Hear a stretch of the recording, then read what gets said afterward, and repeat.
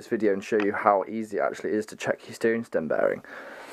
Okay, first of all, ignore the rest of the bike, pretend that's all in one piece. You only need to focus on nut, nut, nut, nut, nut, nut here, nut, nut, and then obviously on this side, and then your fork legs will literally just slip out on both sides. That's piss easy if you can undo however many screws there is to undo. And then the next thing is this nut. This isn't actually attached because I've left it all unscrewed for simplicity to show you. Right, and then yeah, if you've got this nut unscrewed, this will just come off. Hang on. I'll try to do it one-handed. Obviously take your handlebars out as well, which is just screw, screw, screw, screw. Right, then you're left with this. This will probably be in solid, because it might be, depends if your bearings are all knackered up and stuff. Then you got this little rubber bit, then you got this metal piece, then you got your actual bearing here. Now you can see mine is disgusting and really knackered. So then all I did is give this a tap on here with a rubber hammer. Literally, just bash it on there a few times. Oh, sorry, actually. What you need to do before that, don't try and do that. How can you do it before? There's a nut under here, exactly the same as on the top. So you unscrew that, that's a 27mm. The same as the one on the top, that's a 27mm, which is the same size. If you've got a spanner or a socket to undo your rear wheel, that's 27mm, so it'll be the same spanner or the same socket that you use for your rear, to take your rear wheel off. Yeah, so that after the bottom nut's undone, the top nut's undone, bash it with a hammer, that'll come straight out. That's your lower triple clamp. Can you see that? Like, disgusting those bearings are. That bearing you can't get off yourself. That's going to have to go to the shop for them to press it out.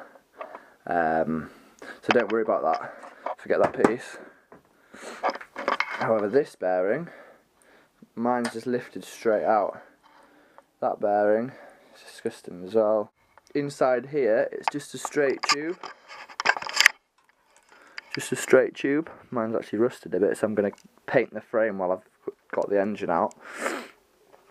Two metal pieces, one in the top here, it's called a bearing race, I think, and then another one in the bottom, which you might not be able to see. You have to get a punch and a soft hammer. I think if you buy a steering head bearing kit, you get new bearing races, or you should do, because you don't want to leave your old ones in. Put the punch down, whack the punch obviously on the top, and you just punch out these old bearing races. To get to the top ones, you knock it up. Sorry, I've got too many things in my hands. Yeah, to get to the top ones, you come up from the bottom, knock it up, and catch this edge, knock it out. The bottom ones, obviously the other way around. To take this to a shop, to get a shop to do this bit, to remove the old bearing and put a new bearing on this bottom piece, because that needs a press. And I think they might freeze some components, like they might freeze this to make it contract, and then they'd heat the bearing in the oven to make it expand to get the new one on, and then they'd press it as well or something like that. But actually removing it and checking if the state of your bearings is actually really, really simple. You don't need to send it off to the shop to do that. You can check it at home, and then you need to replace it if it's bad. Hello, okay, I was gonna replace these steering head bearings.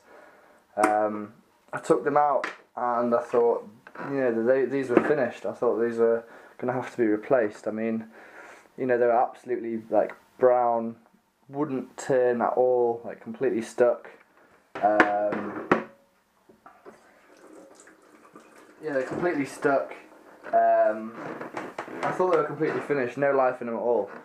But I've actually just had a go at them with these scrubbing pads and a bit of brake cleaner and white spirit and just soap and water for like 2 minutes, and I've actually got it up to a point where, I mean, it's still kind of, it doesn't look new, but it completely freely moves. Like, decently. So I'm not actually going to replace these bearings at all. I'm just going to clean them and re-grease them. That saved me like 20 quid on the bearings. And you know, if I didn't do them myself, it could cost me another 50 quid to have the shop do it. It depends, you know, which shop you go to or whatever. But so I'm pretty pleased with that. So I just thought I'd make a video on this so you can see that even when bearings look like they're absolutely knackered, you can actually clean them back up to life. And so I'm going to re-grease those in a minute. I'll show you that. So I'll just show you the cleaning of this bearing. This is the bottom one. I've just soaked this in white spirit, and I should be using gloves, but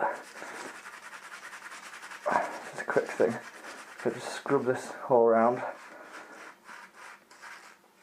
A degreaser would be great as well, because there's going to be existing grease in there, you know, from when they were put on, which might have dried up and gone all horrible.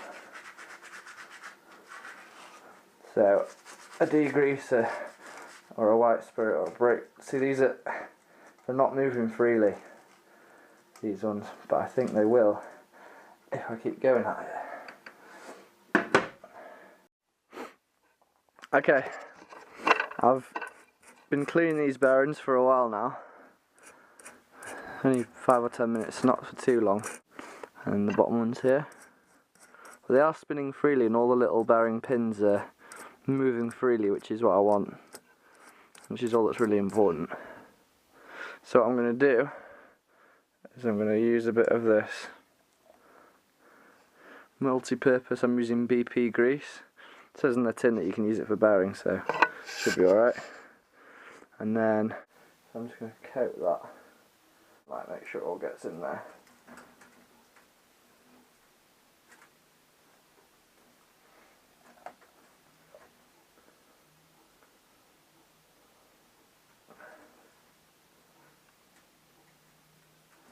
This grease says it's got water resistant properties, which is really important.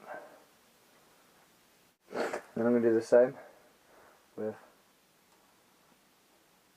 the bottom one. Get a bit more in there, just to make sure.